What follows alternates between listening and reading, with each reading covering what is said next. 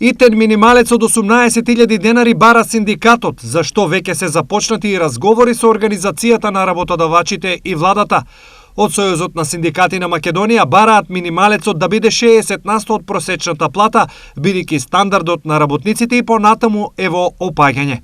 Растот на цените и на опстојување на работниците со оваа минимална плата повеќе не е издржливо, бидејќи најмалку треба 2 минимални плати не стига за она што го предвидува синдикалната минимална кошничка. Да седнеме и да видиме кај може да се најдеме, за да ете на некој начин го подобриме и стандардот и минималната плата на работниците кои што го заслужуваат во овој момент, а со тоа и да ги задржиме нашите работници на овие работни места во овие простори.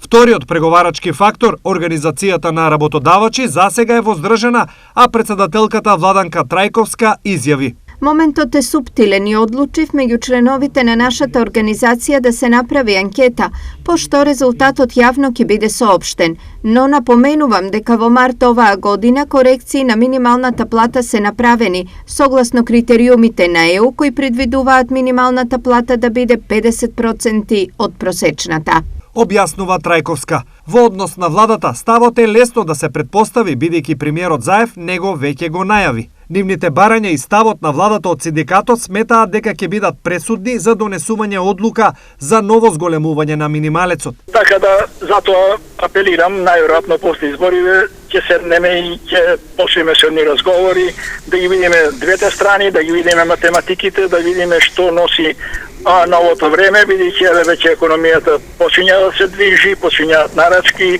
капацитетите почнуваат да се пополнуваат во сите дејности. Со оглед на актуелната состојба во државата, евентуалната одлука за висината на новиот минималец се очекува да биде донесена до крајот на оваа година. Дали трите преговарачки страни, синдикатот, владата и Организацијата на работодавачи ќе најдат заедничко решение е неизвестно, бидејќи и едните и другите имаат силни аргументи за, но и против барањето на синдикатот.